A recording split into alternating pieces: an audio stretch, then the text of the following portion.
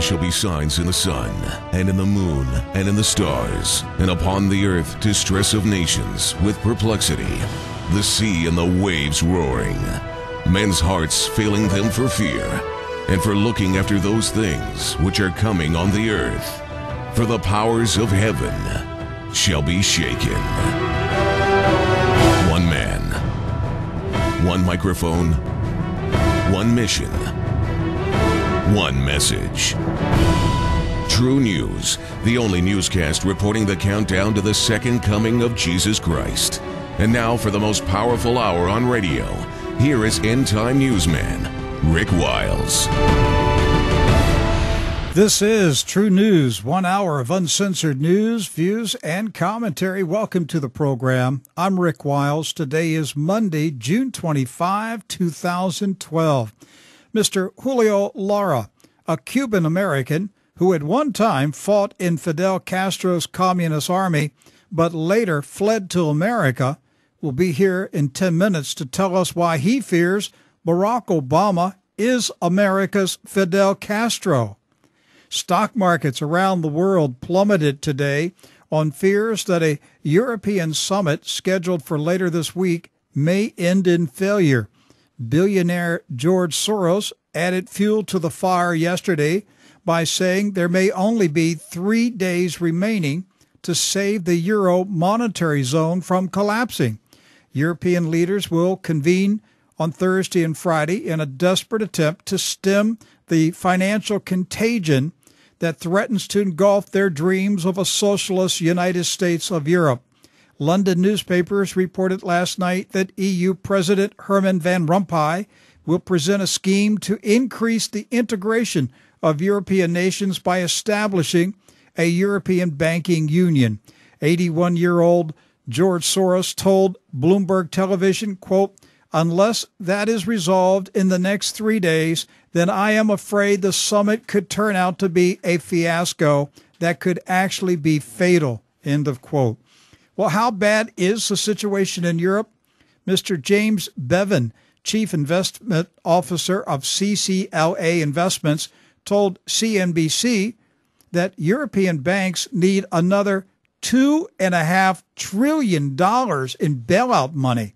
Mr. Bevan said the European Central Bank must launch a third refinancing operation to give European leaders time to create a full banking union. My personal view, saving the European Union is hopeless. The scheme was destined for failure from the outset. You can't force independent nations with separate cultures and languages and thousands of years of history to merge together. The social engineers have failed. The Bilderberg Group has failed. The EU and its single currency shall be dropped into the trash can of history.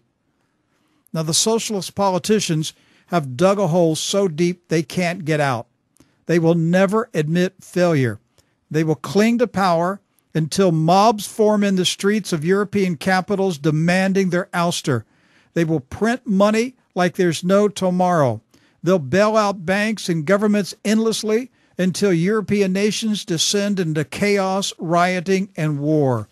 They'll use repressive tactics far worse than anything the fascists did in the 1930s. And the same thing is true about the USA. The ruling elite will never give up power until the country splits apart in civil war. But don't underestimate the willingness of the ruling elite to use brutal force against their own citizens in order to cling to power a few more years.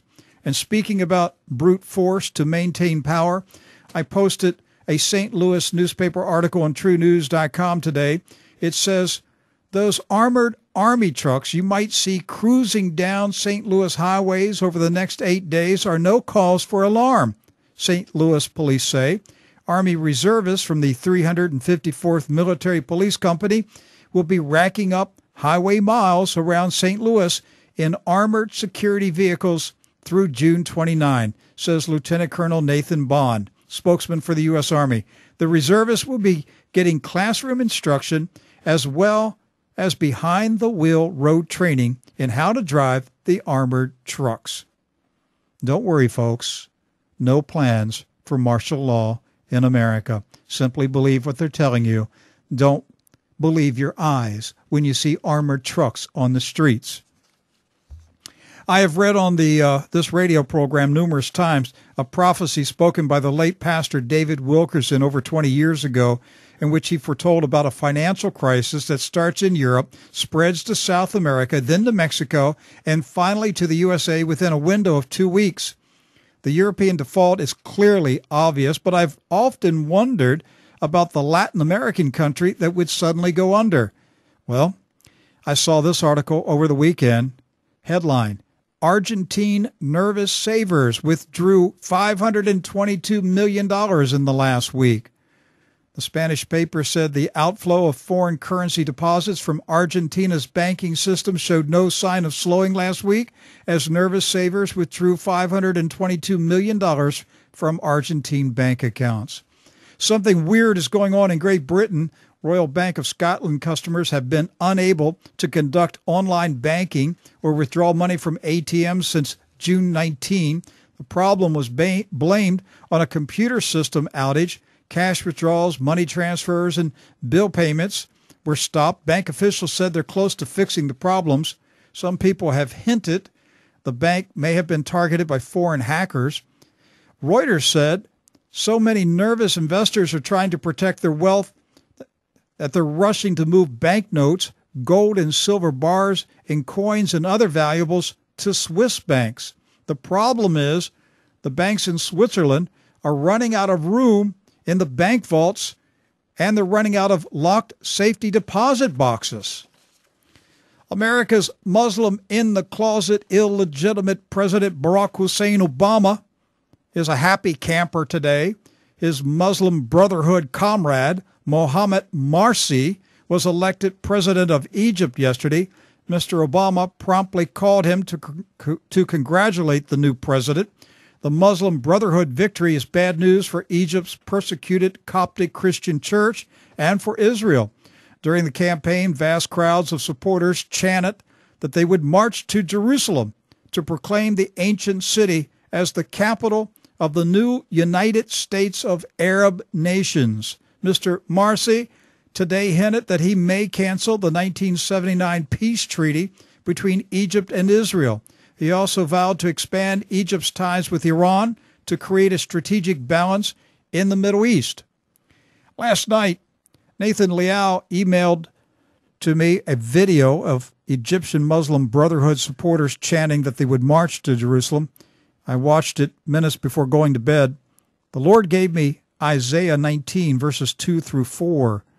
This morning, Jim Haddock sent me an email regarding the Muslim Brotherhood victory, and he quoted Isaiah 19, verses 2 through 4, that says, I will set Egyptians against Egyptians.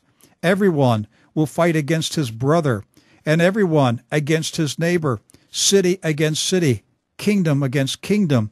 The spirit of Egypt will fail in its midst. I will destroy their counsel, and they will consult the idols and the charmers, the mediums and the sorcerers, and the Egyptians I will give into the hands of a cruel master, and a fierce king will rule over them, says the Lord of hosts. And Iran's Fars news agency quoted Iranian Brigadier General Mustafa Izadeh as saying that Israel will be destroyed if the Jews dare to attack Iran.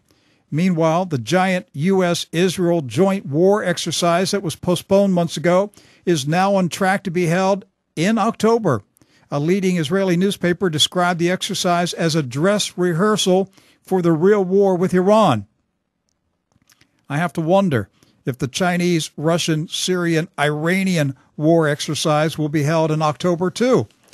If so, November is going to be really, really hot. Let's take a short break.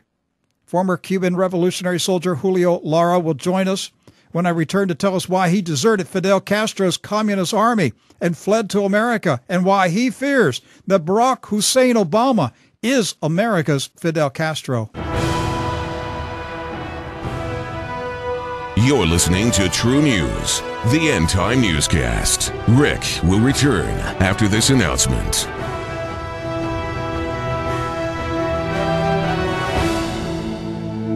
This is Max McLean. How does God's love change us? Listen to the Bible from Lamentations 3. Because of the Lord's great love, we are not consumed, for his compassions never fail. They are new every morning. Great is your faithfulness. I say to myself, the Lord is my portion, therefore I will wait for him.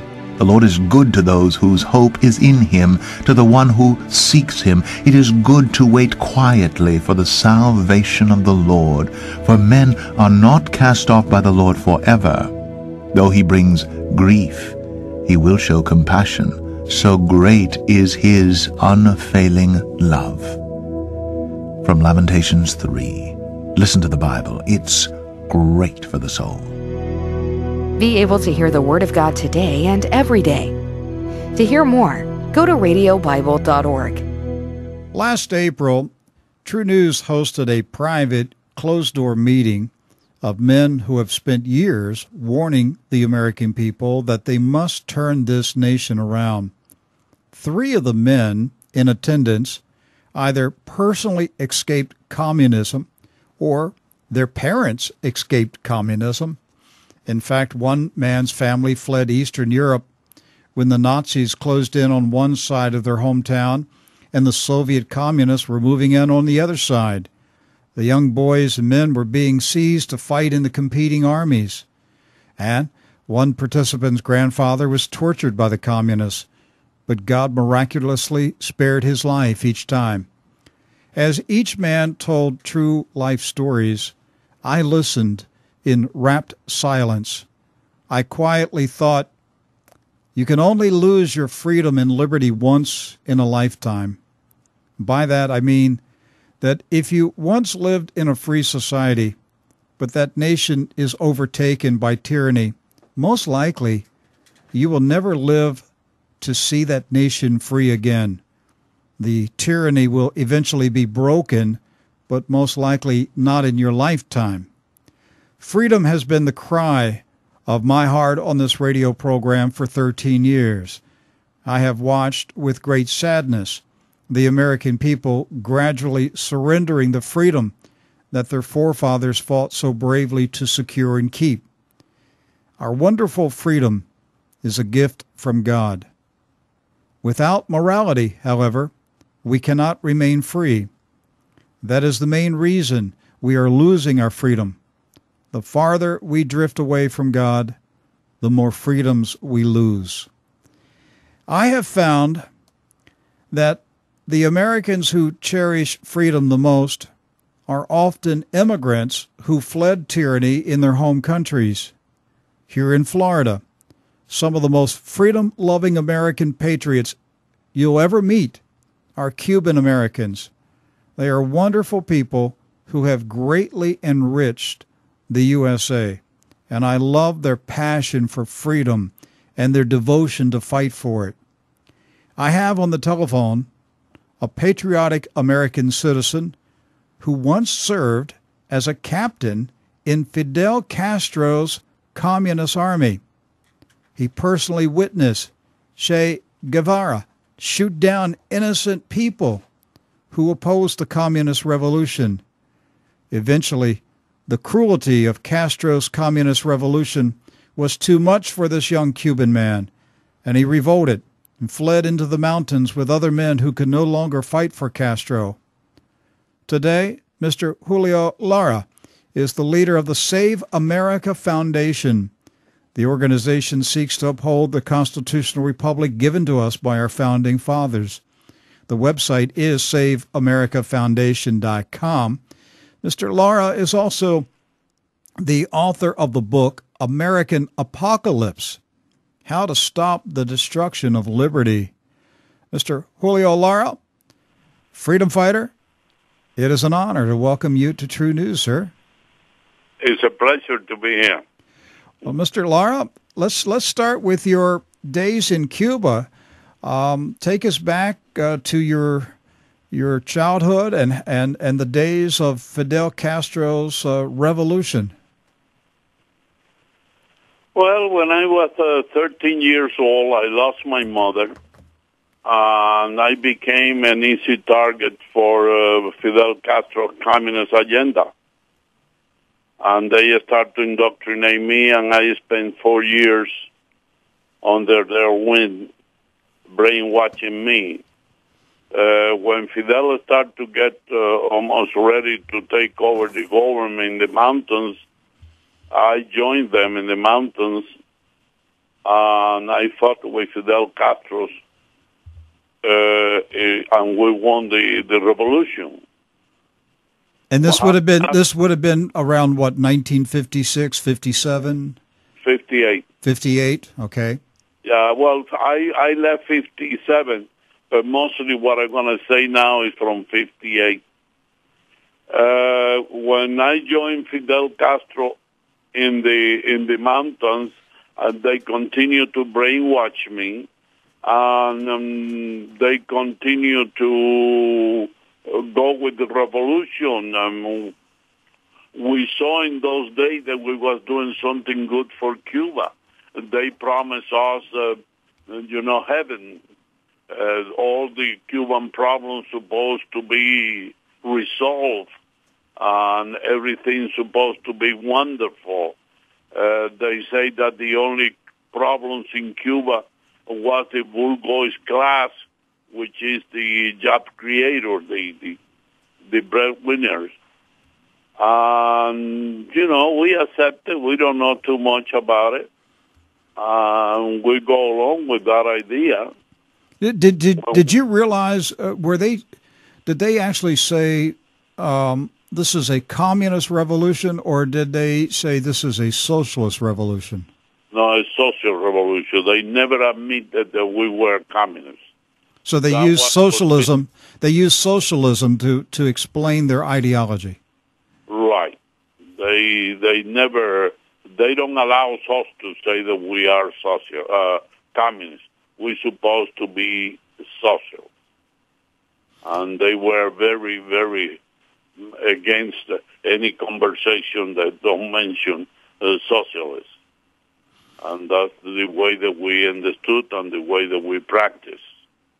Did you personally, as a young man, a young teenager, did you meet or see Fidel Castro? Only once I went in a mission to take some papers over there, and I met him for not too long, probably 10 minutes maximum. Mm-hmm. He was a very quiet man. He shake my hands and get the papers and thank me for. That was almost it. Everything was understood, and they say he don't have anything for me to take out, and I can leave, and that's what I did. But you did see Che Guevara. No, Che Guevara is a different. Che Guevara, that was before, I saw Fidel before I was in the mountain. I was in clandestine. But Che Guevara, when I was in the mountains in Las Villas, Che Guevara came to Las Villas to, I guess, the final thing in the revolution, when he was almost taking over everything. And I was his guy for about 14 days. I know because my father has a farm not too far from where he got in the mountains, and I know the area very well. That's why they picked me to be the guy for Che Guevara. From that day on, I stayed with him for about, I would say, 14 days, more or less.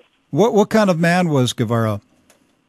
He was a crude guy. As a matter of fact, I was planning to join him because we were in the second front. We are now what we call in the second front of the Eastern Right. And I was planning, a lot of the us want to go with Che, and I had that in mind myself. But when I saw how rude and how cruel he was with his own people, I decide not to. And I stay with the people who I was before. I understand you actually saw Che Guevara shoot down people? Yep. When we took, I went to when we attacked Santa Clara, there was the last battle against the regime. One of the prisoners, he killed one of the prisoners over there. I think I can see, anybody can see that he enjoyed killing that guy. And that was a very rude, very crude, very animal-like execution. From there on, I start to open my eyes and see what is going on. And, Julio, when you're in a shopping mall in America and you see young people, young Americans wearing T-shirts that have Che Guevara's picture on it, what do you think? Oh, it breaks my heart. How can we believe that this guy is a patriot? They deserve any respect at all. It hurt my life. But I've been hurt in this country for a long time ago. In the 80s, when my kids start to go to the school, and I start to help them in the homework, I start to see that the same doctrine that they use on me was in my kids' curriculum. I went to this principal, I went to different places, and they looked like I was crazy, like I was out of my mind, and I was really affected for that. I was a very painful experience because I can see how America is going under. We took Cuba with less than 500 men because that's how the communists work. They brainwash the masses, and when the masses are ready to take over, it's a very little effort to overturn the government or set the communists down, like how they call it, the omnipotent communist government. So the communists don't need a huge revolutionary army. They need to first spend years indoctrinating the people and getting the people mentally conditioned to accept tyranny in communism, and then it's a very simple process to overthrow the government.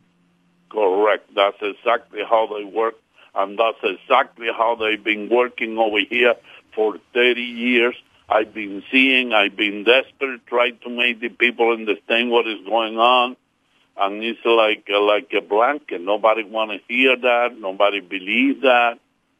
It has been a very hard struggle to make the people understand what is going on, and it's like they put a blanket in people's head that they can see anything else except what they telling. It's a very sad, and you can see it right now. We have 70 members of both houses are communists with carnet from the party. I keep on writing about, I keep on saying about, and the people don't want to believe that, or they don't want to see it. It's hard. It's a process because they brainwash the masses in a way that it's not easy to make the masses to understand. And this is the problem that we have over here.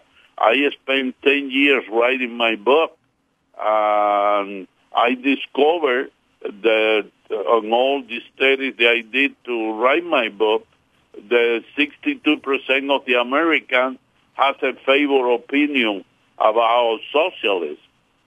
It's the same thing that they did in Cuba. They saw us socialists, they didn't saw us communists, and we saw that we were to heaven. And we were installing a communist government in our own country. we never saw coming. We were complete blind. Julio, several years ago, when Barack Obama and Nancy Pelosi, Harry Reid were pushing for adoption of Obamacare, I had conversations with young Americans, in their 20s, early 30s, and I would just ask them what they thought about the debate over Obamacare. And, of course, almost always they said they were in full support of Obamacare. And then when I said, do you understand it's socialism? They would shrug their shoulders and say, so what? It's good for the people. It doesn't bother me. And I knew then, Julio, we were in a lot of trouble because I realized that the indoctrination had taken hold, and an entire generation of Americans no longer opposed socialism and communism, but actually were embracing it. Right. And that's where the dangerous start, because when they embracing socialism, it's easy to put it in place. It's very easy. We walk to La Habana.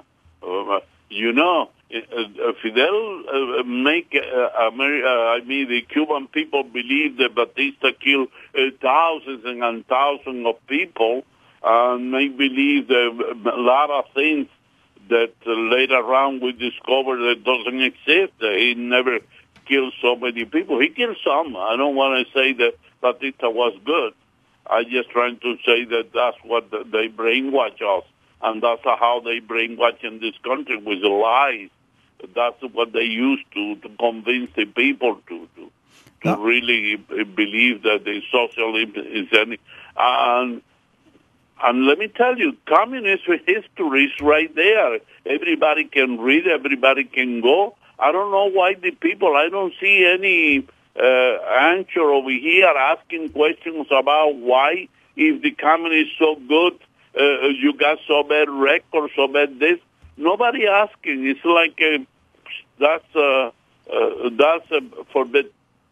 It's unbelievable. It's something that I can't understand why. Do you see that the national news media is actually helping indoctrinate the American people to accept socialism? Yeah, well, let me tell you, it's not only the media. They started in the 70s, and I explain all this in my book, to give free education to the people that after they tested are easy to indoctrinate. And they indoctrinate probably 300,000 people since then. And these people today in America, they are out there doing their work that they learned in the university and not believing that they are doing anything for the communists. If you know, they believe that they are doing what they're supposed to do. You go to the university, you spend years to learn what you're going to learn, and when you finish, how can somebody tell you that what you're doing is wrong? You never believe it, and this is the case in America today. It's 1,000 and 1,000 of professionals. When you go to those county meetings and you see what they progressiveness, when you see that they got the smart growth, when they I find Cubans in those, and I tell them, but you don't know what you're doing. You know this. He say, oh no. This is the modern way to see reality. We're going to a big universe with so many people that everything has to be changed.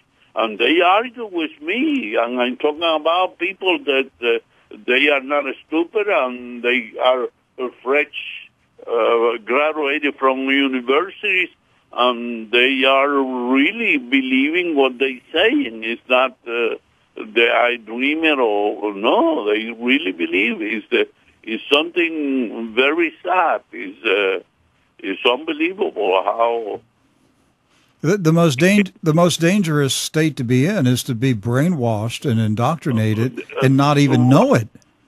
Right, and that's what they have done. This is it's unbelievable.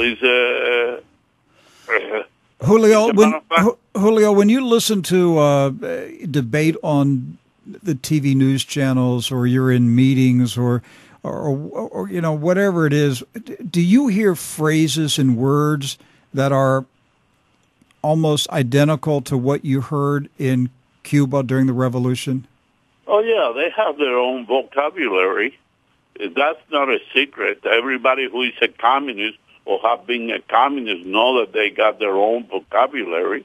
When they start over here in this country to talk about the higher education, when they start to talk about Agenda 21, when they talk about smart growth, all these are communist words that they use to hide their real intention, what they really are doing. Smart growth and Agenda 21, which are, as you say, they're really communistic programs, and it's those two terms are really covers for the plan to abolish private property rights.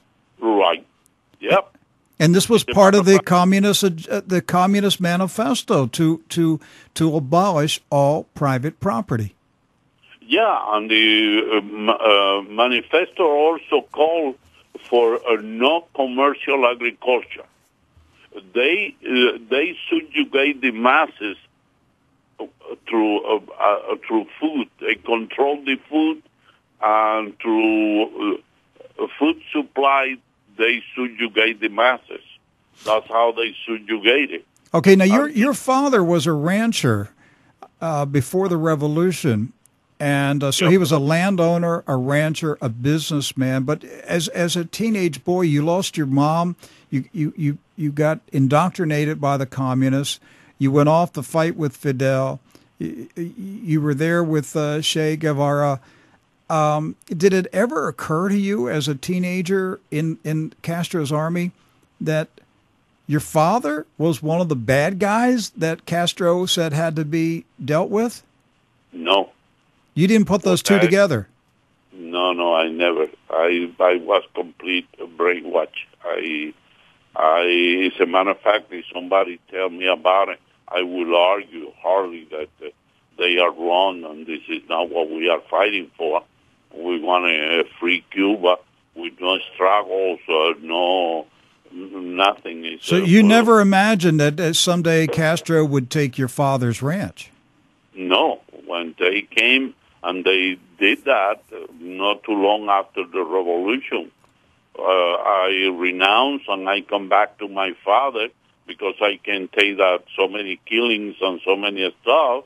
When I came to the ranch and I started to work with my father, waiting for the next year to go back to school, I never imagined when they confiscated all my father's property. I was mad. How can they do this? Is a mistake. I was complete blind. Did you feel betrayed? 100%. And since then, it's very hard to see somebody who already accept the communist doctrine to separate from. It's like they put it in a way in your head that you never separate. My case is a very rare case where I renounce and I don't want to participate in any of those killings and atrocities that they were doing. What happened to your father? They confiscated the farm. They put him 53 days in jail. And when they released him, they told him, we don't want to see you again in this province. If you promise that you're going to leave this province, we're going to release you. Of course, he accepted that. He want to get out of jail. And he left that province. He went somebody else. My father, in those days, has over $1 million. and he had to start to make sweets. That's a lot of money. That was a lot of money in Cuba in the 1950s. No matter where you go in those days, like 30 or 40 millions today. So your father was a very successful Cuban rancher.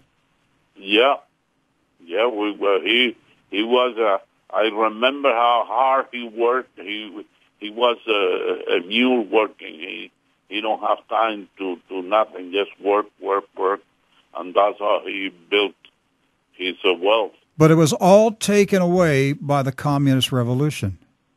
Everything was taken away because that's what it's supposed to. We belong to the bourgeois class, how they call it, which is the bourgeois class is another of those words that they're using because in reality is whoever go against that.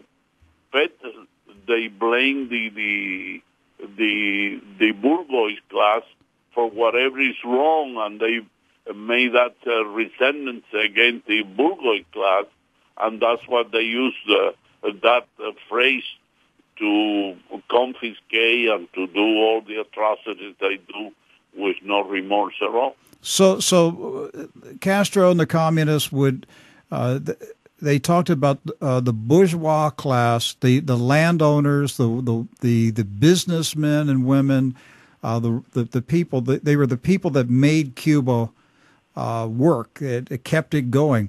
They painted them as the bad people, the evil people who were oppressing all the other Cubans. Correct. That's the way they operate. And even you can see over here, I see some people even in the Congress, they say capitalism is evil. Well, now this is where I was going. We have the Occupy Wall Street movement. They call themselves the 99%. They say that they're against the 1%. Is this communist propaganda? Oh, yeah, 100%. That's communist propaganda, 100%. And when you hear Barack Obama talk about, when he talks about in terms of class warfare, he's always talking about making the rich pay their fair share of taxes. Is that communist propaganda? Of course, it's not propaganda. They have to eliminate everything, the private property. They have to eliminate it. That's the Communist Manifesto called for the complete extermination of every person. Everybody has to be in the government, support by the government, has to become like a dummy, like follow everything that the government tells. In the communist mentality, an excellent citizen is the one who sacrificed for the people, which is supposed to be the government. When you hear Barack Obama speak, do you hear a slick communist propagandist? 100% every time he opens his mouth, and it makes sense what he say, because 90% of the time he don't make sense because he is speaking a way to confuse the people, and that's a tactic that they use too. So they try to confuse the public. They try to divide the public. They try to pit one group against another. So it's either the poor and the middle class against the rich, or it's one race against another race. They use these tactics to divide the society. That's how they operate. Exactly. As a matter of fact, that in my book, I was writing what they want to do in the future. They want to divide. They want to put the Muslim against the non-Muslim. They want to do the black against the white. They want to do the poor against the rich. And when the hate take over, when everything is when they start to write the everything to do the takeover. That's how they take over. This is. I spent 49 years combating communism. It's not. I am not new in this. I have spent almost all my life in this struggle, this battle against, because I know how cruel they are, I know how they work, and I always saw that I can be very useful. Julio, how close is the United States right now to a communist revolution? If we lost the next election, we lost America. That close we are. As a matter of fact, in the last 2 or 3 months, I have been seeing some good signs that they are fighting between them, very unusual. And I see signs that they are getting weak. They don't. But I don't trust, because they are very sneaky. The only thing they know how to do very efficiency is brainwash, take over, implanted their evil system. Have you considered the possibility that Barack Obama may not leave the White House even if he loses the election? Yeah, well, no, I don't think. I think if he decides not to leave the White House, he will do something before the election, in a way that he got a chance to put the how do they call it, the martial law. Martial law? Mm-hmm. Yeah, if they can put the martial law in effect, then we don't have election. And that's a possibility. 3 months ago, I was betting 100% that he will do that. But right now, really, the stuff has been changed a lot. I think the Tea Party went out, and they have done so much good, and they opened so many people's eyes. And now in Wisconsin, I see that we won over there. I start to believe that because the problem is if they try to take over the government and they don't do it, and we got a revolution, or we got the army who intervened, or the armed forces, not the army, the armed force, then they will be in big problem. I talked with a police officer yesterday who told me he will not shoot American citizens. Flat out. He said, and I don't believe other police officers will either. He said, if it comes down to the federal government uses heavy-handed tactics on the American people and they tell us to shoot the people, I'm not going to do it. And I think the communists in Washington, in America, I think they're going to overplay their hand. I think they are deceived into thinking that because they are in control right now of the apparatus of power, the military and the Homeland Security and everything, I think they are deceived into thinking that everyone's going to follow their orders. And it's not going to work out for them. They are going to have mass revolts on their hands. Yeah, I think they are... me too. I am getting to understand that that's a possibility. And it's the hope that I got that we'll be able to stop this mandate, because that's a great possibility. And I am very confident that right now that we'll be able to do something. Please close that door. I think your dog just spotted a commie. Yeah, somebody arrived or somebody happened there. That's okay. My dog's right here with me under my desk. He's behaving himself. Homeland Security purchased 450 million rounds of hollow point ammo. And as I point out to people, that wasn't the Pentagon. It wasn't the Pentagon buying hollow point ammo to be used in foreign wars, because that's illegal. It's against treaties to use hollow point ammo in wars.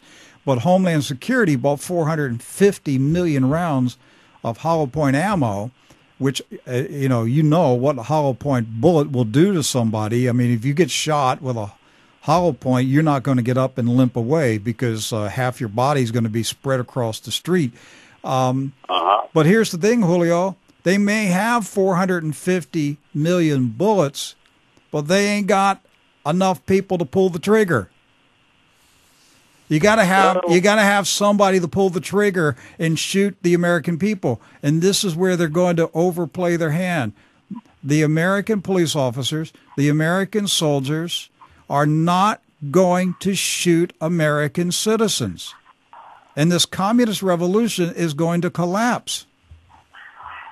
Yeah, well, this is the big plus that we have right now, and we hope that we'll be able to stop it. And if they go to the election, I don't have any doubt in my mind that they're going to lose the election if they go to the elections. And I think they know that already. If they have a fair election. Yeah, if they have fair election, right, because that's another thing they do. They do a lot of fraud with the election. But if they have a fair election, I think they will lose the election. And they know that already, and that's in our favor. That's a very good point that we have in our favor. If Obama does stay in power, what do you think will be the first things he does in his next term? Well, the same thing they have been doing. They are buying farms. The agriculture industry is almost eliminated. If you watch very close, they are, asphyxiating. They are dying. They don't have enough of money, enough, so many laws, so many stuff that they put in, new stuff that they drive the farm industry out of business. And so you think the food industry will be their main target? Yeah, because that's how they control the masses. Let me tell you, when you don't have gas, you only mean of transportation is a bike, and you have to beg for your money to the only people who are giving money, food. You are in their hands, complete. And that's what they do, and that's how why they are so successful in what they do, because they know that, and they practice it, and they know that's how they subjugate the masses. I don't know if you know this, Julio, in American history, but back in the 1940s, during the administration of Franklin Roosevelt, and Roosevelt had a lot of communists in the White House. I don't know if Franklin Roosevelt himself was an avowed communist, but he certainly, his administration was definitely infiltrated by committed communists. But the one government agency that was heavily infiltrated by the communists in the 1940s was the United States Department of Agriculture. Well, the Food and Drug Administration today is a very powerful tool that they have. It's completely infiltrated. The FDA. The FDA. Yep. You believe the FDA is penetrated by the communists? 95% of the people who work in the FDA are communists. Wow. Yeah, it's very, very, they are very strong with the FDA. The DOT, it's a bunch of branches. You know, they are financing the Agenda 21 without any budget. Why? Because they taken the money from those organizations. Those branches of government. That's what they are doing. And it's complete in the open. They don't even hire anymore to do those things. That's what they're doing. Do you think there are well-placed communists inside the Department of Homeland Security? Oh, yeah. let me tell you, they have so many. Do you know that the Congress and in both houses, they have 70 people in there that they are communists? Well, I would be surprised if it's only 70. Well, that's what they advertise. That's why I say that's 70 right. Because yes, that's what they advertise. And well, they're members of the Democratic Socialists of America. Uh-huh. And of course, nobody wants to talk about it, but a lot of members of Congress are members of the Democratic Socialists of America, right. which is truly a communist organization. As you point out, nobody really comes out and says they're communists because that really identifies themselves. So they talk about being a socialist. But since Obama has been in the White House, a lot of people have come out openly admitted that they are socialists. I've seen movie stars and famous people on television admit that they're communists. I mean, they're socialists. I've been studying communist people for a lot of years, and I know how they think. I know how they act, everything.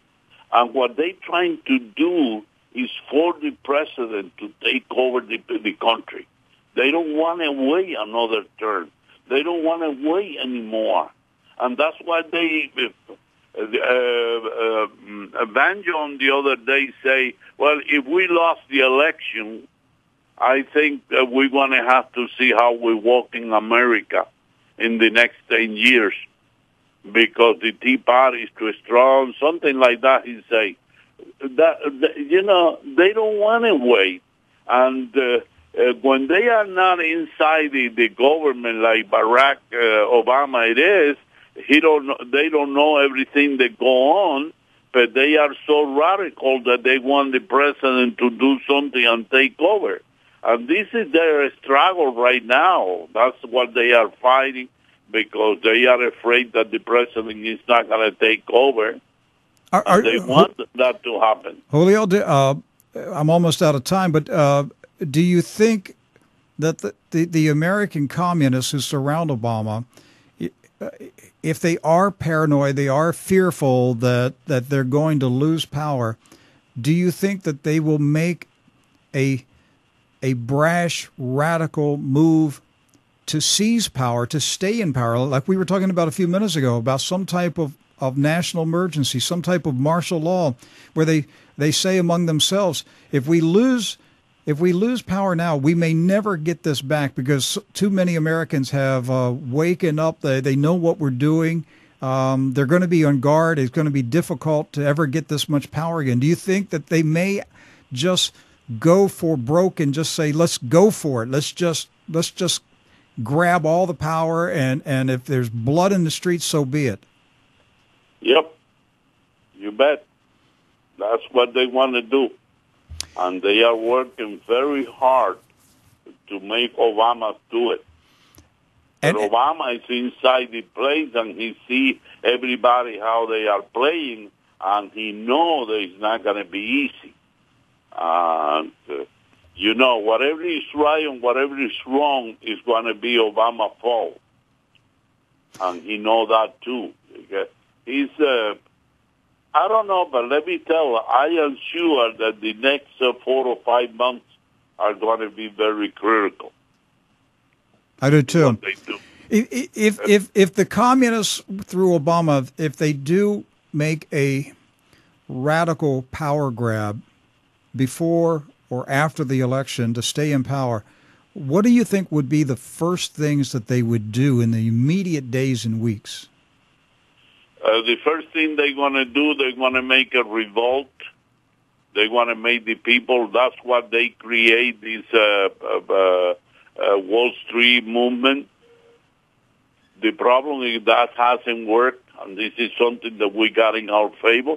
But that's the first thing they want to do. They want to make a revolt.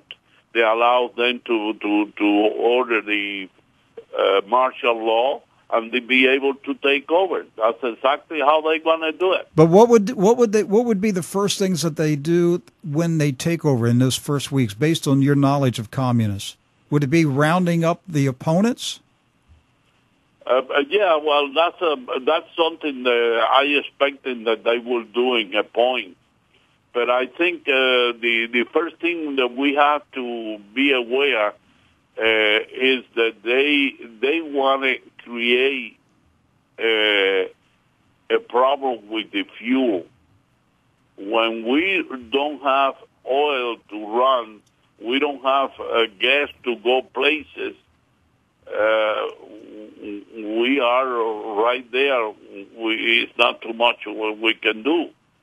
And if you don't have gas to go places, if you don't have food to eat, what else you need? That's already a communist. And that puts the American people in a position of getting on their knees and begging the government to give them their rations.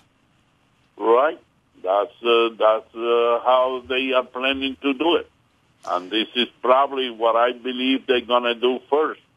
They want to try to